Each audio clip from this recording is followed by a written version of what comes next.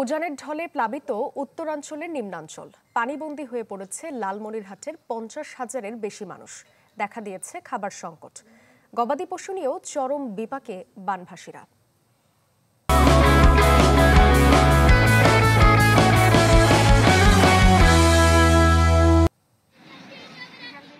ফেনী নোয়াখালী অঞ্চলের বন্যার ক্ষতি এখনো কাটিয়ে ওঠা যায়নি। এরই মধ্যে দেশের আরেক প্রান্তে বন্যা পরিস্থিতির সৃষ্টি হয়েছে। লালমনিরহাটে তিস্তা নদীতে উজানের ঢলে পাকা রাস্তায় কোথাও হাঁটু, কোথাও আবার কোমর সমান পানি। ঘরবাড়ি তো ডুবেছেই, কোথাও কোথাও বাদ যায়নি ঘরের চালাও। বাধ্য হয়ে চরাঞ্চলের মানুষ আশ্রয় নিয়েছেন অন্য জায়গায়। বই খাতা ভিজে গেছে, ঘর দোর সব ডুবে গেছে, চুলে টুলে সব ডুবে গেছে। আমার তো খাওয়া দাওয়া কষ্ট হয়ে আসি, যে স্পাত আসি সিডি খাওয়াছি। দাঁড়ানোর জায়গার অভাব, খাবার সংকটে গবাদি পশুগুলো বড়ই অসহায়।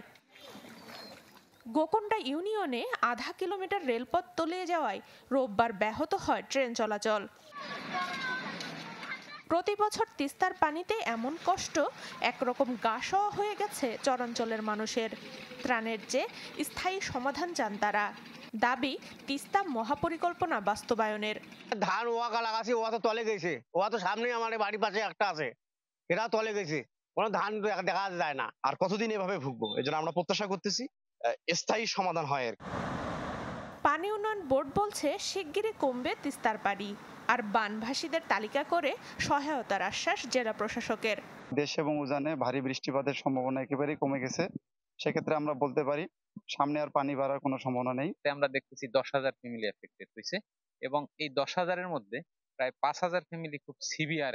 পরে আমরা এদেরকে যথেষ্ট ত্রাণ দেওয়া, যেমন আজকে আদিতমারিতে আমরা 3 লক্ষ টাকা জিআর, তারপর শিশু খাদ্য, গোখাদ্য, এখানে গোখাদ্যর সমস্যা, গোখাদ্য দেওয়ার ব্যবস্থা করেছি।